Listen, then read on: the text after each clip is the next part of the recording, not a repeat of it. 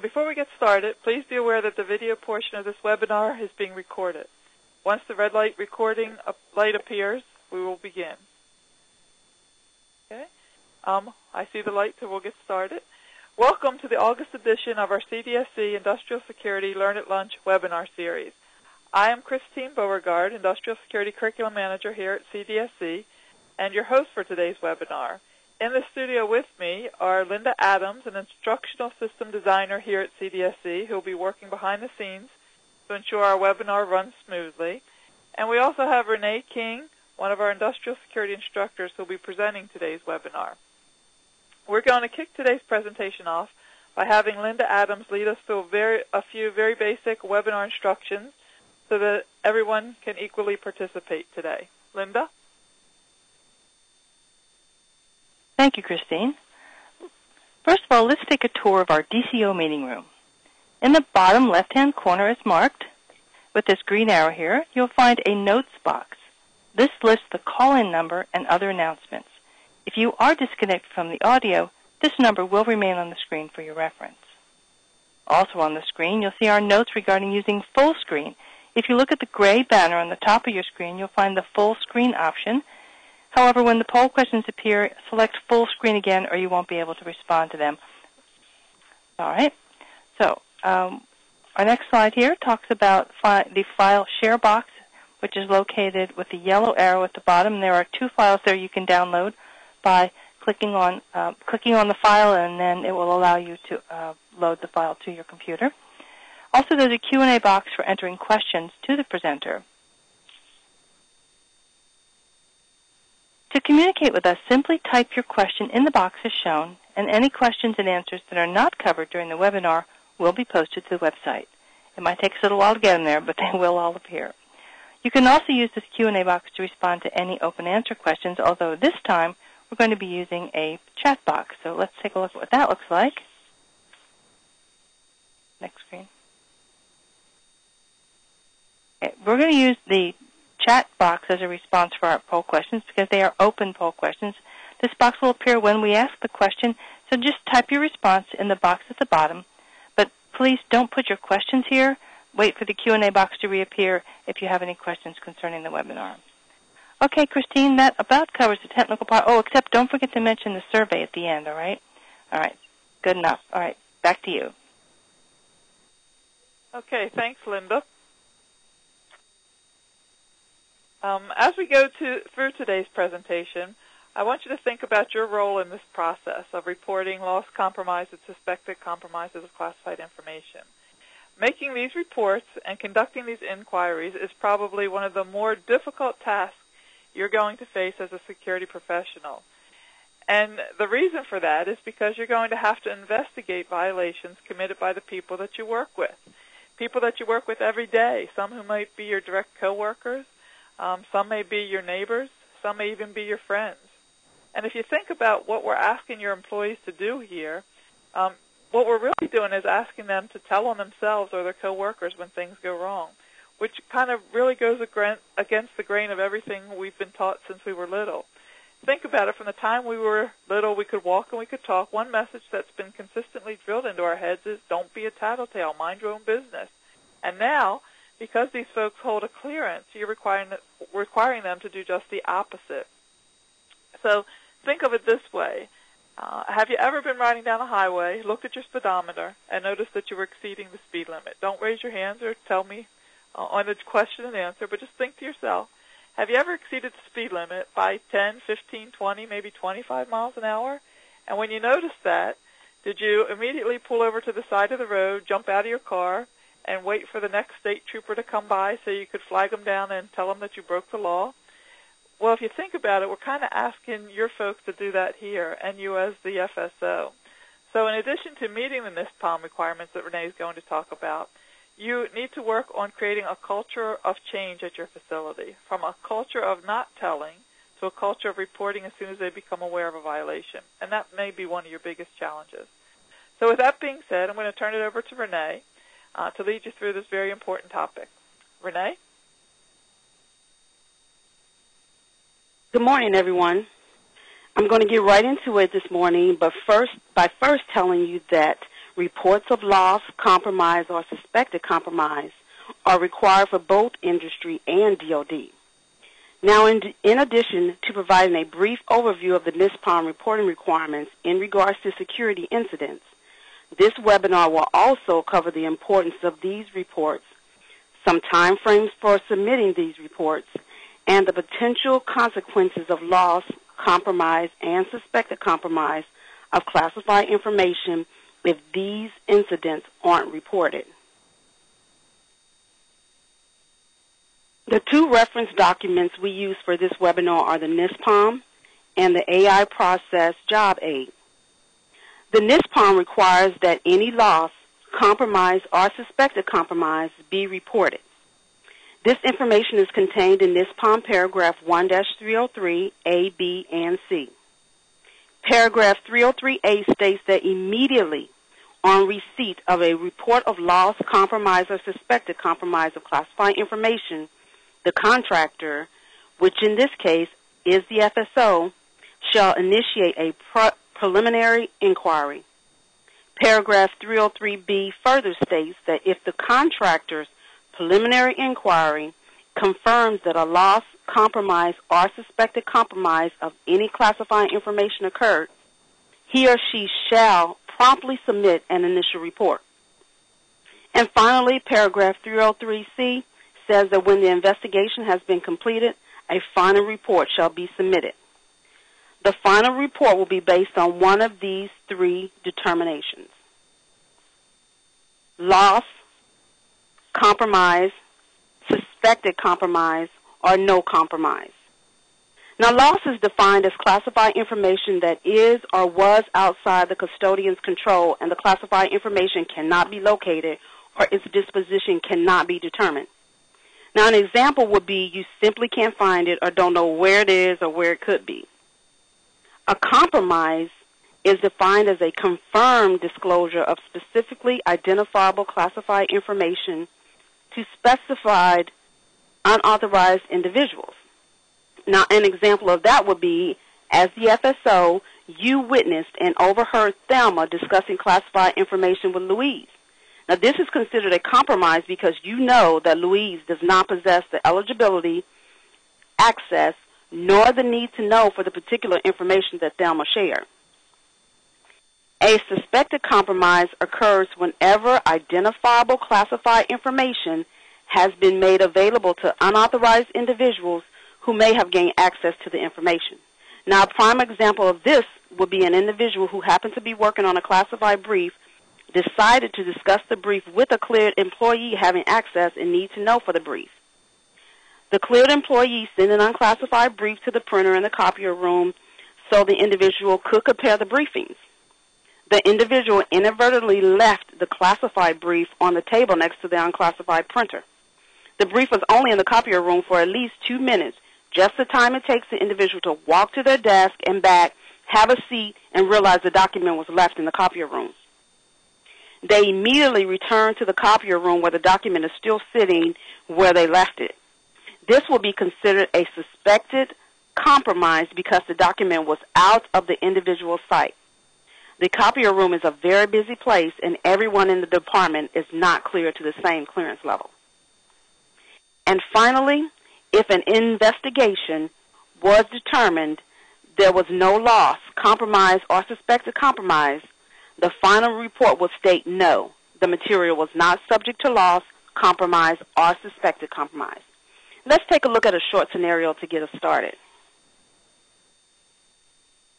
Thursday night, a cleared employee was in a hurry to leave and did not pay strict attention to closing and locking the GSA-approved container in their office. When they came in Friday morning, they noticed the container door slightly ajar and immediately notified their FSO. Now, the first of our poll questions is this: as an FSO, what do you do next? In the Q&A box to the right of your screen, type in your answer. Okay, I see someone said they'd do a preliminary. Someone else said that they would start an initial investigation. Okay, let's see what we have. First of all, you should have recognized that this was a security violation and immediately instructed them to safeguard the materials by closing and spinning the dial on the container to ensure it was secured and no further access to the materials would be possible. You would then go to that department and conduct a thorough inventory of the security container. Finally, you will begin your preliminary inquiry. Let's now take a look at our next question. What is the purpose of a preliminary inquiry? Once again, type your responses in the Q&A to the right of your screen. You will gather facts. That's one purpose. Determine the facts. Well, they're coming in fast. Now let's take a look at what the purpose is. A preliminary inquiry is done to quickly gather that vital and time-sensitive information in order to determine if the classified information was actually subject to compromise. Now, this is done by determining the circumstances around the incident so that you, the FSO, can reach a conclusion regarding the incident. Now, don't forget that this inquiry is begun immediately upon receipt or discovery of the violation. Now, remembering those definitions from before, the possible conclusion an FSO can reach is loss, compromise, suspected compromise, or there was no compromise at all. Now, again, remember these conclusions, and let's take a look at our next question.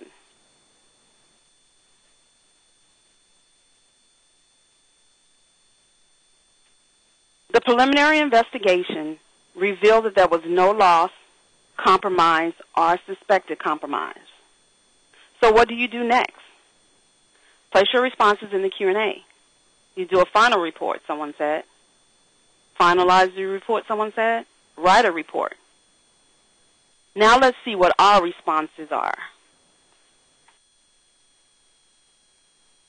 Now, if you conclude, based on your preliminary inquiry, that no loss, compromise, or suspected compromise occurred, then your responsibility as the FSO would be to finalize the inquiry and retain it and any attachments in your company's security files for review by your IS rep during your next security review. Now, here's our fourth question. If there was a loss, compromise, or suspected compromise, what next? What should you do or what needs to be done? As always, please put answers in the Q&A. I have some already. An initial report to DSS. You would document and notify DSS. Contact your DSS agent. So let's see.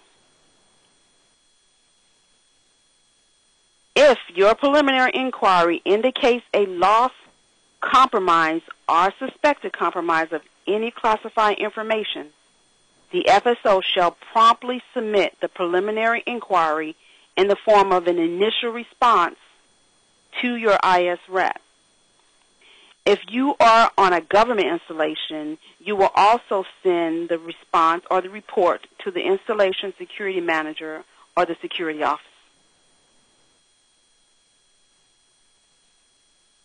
Now, in the initial report, it's where you really focus on the 5 W's and the H of the incident. Now, you may ask, what is the 5 W's and the H? Well, the 5 W's are why, what, where, when, and who. And the H denotes the how of the situation. Now, thinking back to the scenario, you, the FSO, will be responsible for stating why the incident occurred. Now, in our scenario, it was the failure to secure the container. Then you would state what classified information was involved. Next, you would discuss where and when the incident took place. You will look over the information that you gathered and determine who was the responsible individual. And finally, how did this happen? Possibly due to haste of the employee to leave work. All of this information will be provided to the Cognizant Security Agency, which is your DSS IS rep. And Renee, I think also when you're talking about the 5 H's, the 5 W's, and the H, always ask yourself what else. put an else at the back of that. So what happened, but what else happened? So continue to ask those follow-on questions. Just don't be satisfied with getting an answer to the who, what, when, where, why, and how. But ask yourself that logical follow-on. What else happened? Who else? Where else might it have occurred? And you'll find yourself with a much more thorough investigation. Okay, Chris, thank you. That's a good idea.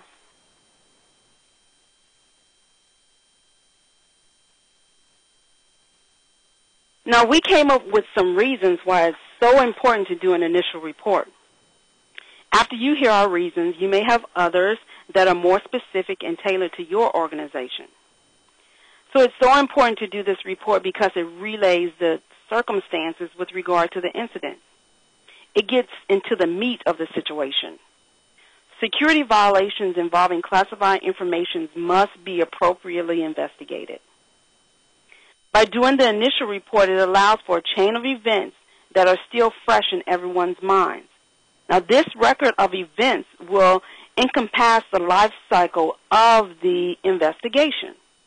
The initial report could be used also by the GCA when they do their damage assessment. The report gives the FSO a way to formally inform senior management so they will be aware of what goes on at the facility. Finally, by doing the initial report, it ensures that all steps are completed and done so in a timely manner. We're going to take a look at another question. What is the timeline for making the initial report? Please put your responses in the Q&A as quickly as possible, 24 hours, 72 hours. Okay, let's take a look at the answer. 24 hours from the time the FSO determines there is a loss, compromise, or suspected compromise of top secret information, he or she must provide an initial report to the CSA. And 72 hours from determination of secret and confidential information, it must be submitted to the CSA. Now, in speaking on time frames, as usual, the NIST Palm only specifies that they should be done and doesn't go into any time frames. As a general guideline from DSS, which is the CSA for the Department of Defense, they have put in place these timelines to be more efficient and more uniform across the boards with regards to administrative inquiries, so that everyone has the same time limits.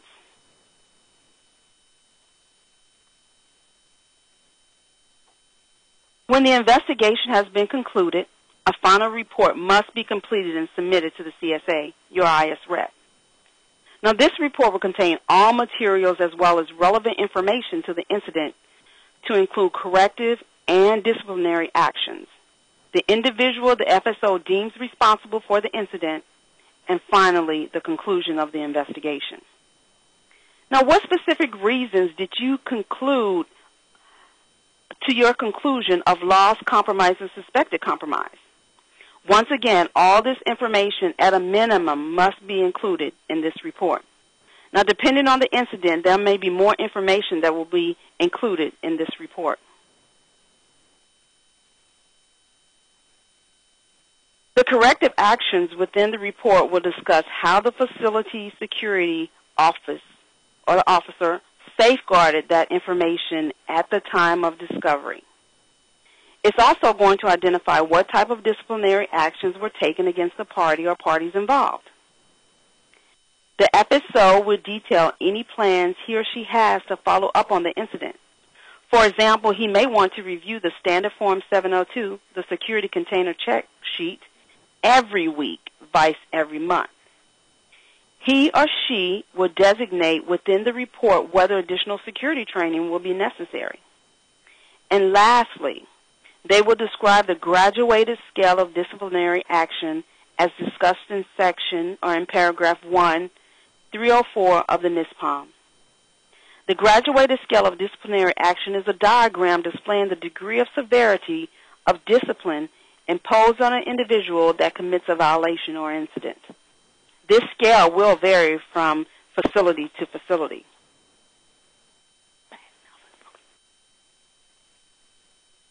The final report must include the FSO's final determination of the incident, his conclusions. There are, as always, exceptions to the rules. An example of an exception would be when the incident involved an information system. If classified information went over an unclassified system, the incident is always determined to be a loss. Because of cyberspace, there is no way to retrieve all the information sent out from that unclassified system. Therefore, there will be additional guidelines to follow. The final report will also discuss the vulnerability, the incident I highlighted, as well as describing how individuals could have unauthorized access to the information. Just to let you know, for every violation, you may not have 3 reports. Depending on availability of individuals and information, or even the complexity of the incident, you may not have to send in the final, maybe just an initial. Or you may be able to do the final very quickly. Your IS rep will be the one making that determination. We just want you to be aware that it may not be necessary to follow required protocol of all 3 reports. It's time for another poll question. What is the time frame for making the final report? Please submit your answers to the Q&A. Days, 5 days, 3 days, 15 days. Let's take a look. For top secret information, the FSO has 15 days from the time the incident was discovered, if he or she discovers it, or when it was initially reported to him, to provide that final report to the CSA. If you recall, the FSO had 72 hours for the initial report involving secret or confidential information. But even though he or she had 48 additional hours to complete and submit it, they still have only 15 days to send the final report to the CSA. And once again, keep in mind the timeframes are not NISPOM mandated, but a general guidance from the Cognizant Security Office for DoD. When we talk about culpability, that may be a little tricky. An individual may be responsible but not necessarily be culpable for the incident. The NISPOM states that when an individual that is responsible for the violation can be determined and one or more of the following factors are evident: the violation involved a deliberate disregard of security requirements, the violation involved gross negligence in the handling of classified materials, and or the violation involved was not deliberate in nature but involves a pattern of negligence or carelessness, the individual would be deemed culpable for the incident. You can find this information in paragraph 1-304 of the NISPOM. The name of the individual that is culpable for the incident will be forwarded to PSMOI by the way of the culpability report. Now, our final poll question for this morning: what are some possible consequences of not reporting? Loss of job, fired, termination. Let's take a look at some of our possible consequences. These are just some of the potential consequences of not reporting an incident.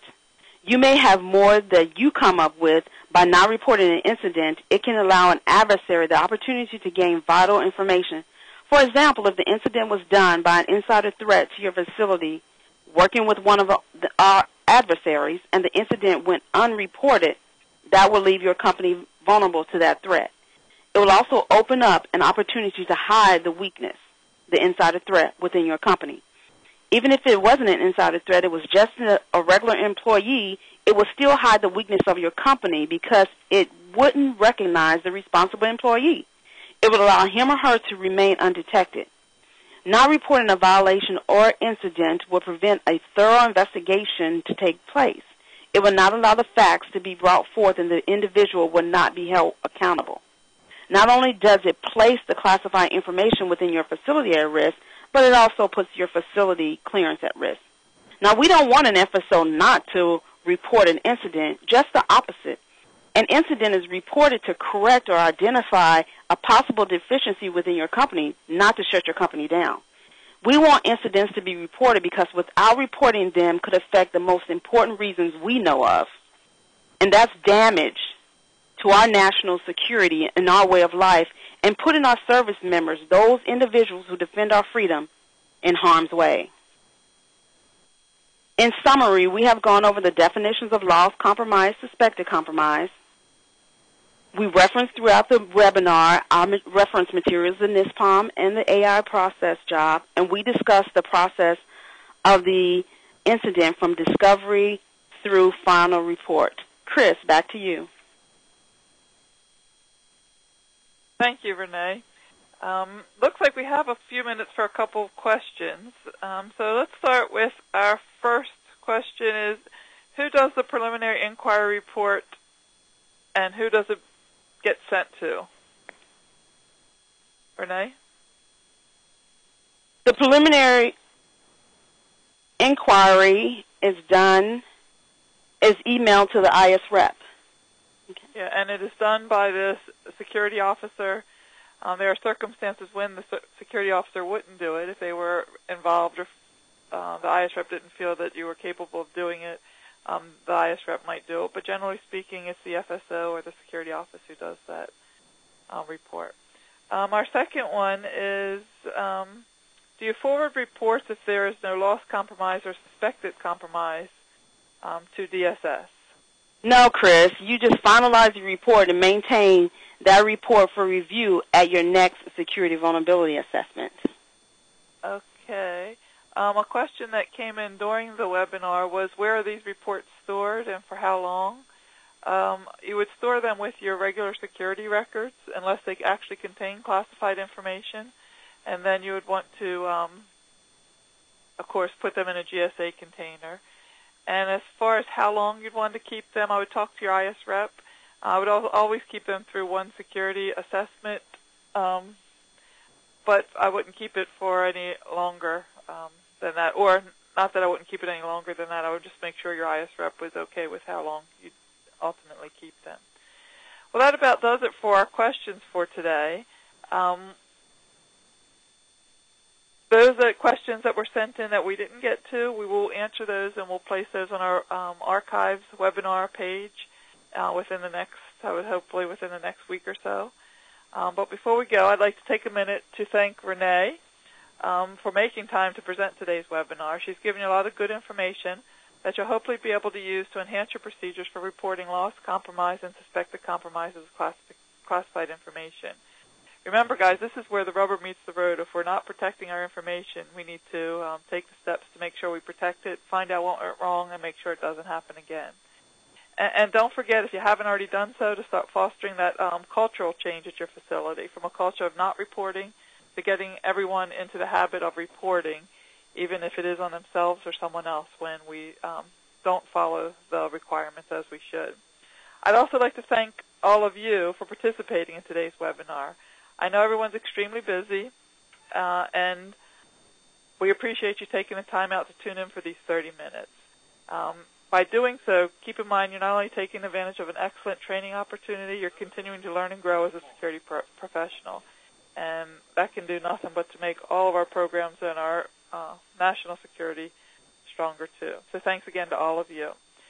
September is going to be a special month as we're presenting not one, but 2 CI webinars. The first one will be presented on Thursday, September 5th, and its title is Elements of a CI Program. And then 1 week later, on September 12th, we'll be presenting Unclassified Trends, a webinar. So plan on getting more for your buck next month by tuning into both of those webinars in September. And just to give you a teaser for October, our topic is going to be technology control plans under the NIST Palm, which will be presented by Steve Raymond. So mark your calendars now for October 10th. There's a survey, a short survey. I believe it's 3 questions. We'd appreciate it if you take a minute to complete that survey before you leave us today. Other than that, that about does it for this month. Until next month, enjoy what's left of the summer, and don't ever miss an opportunity to learn at lunch. Bye-bye for now.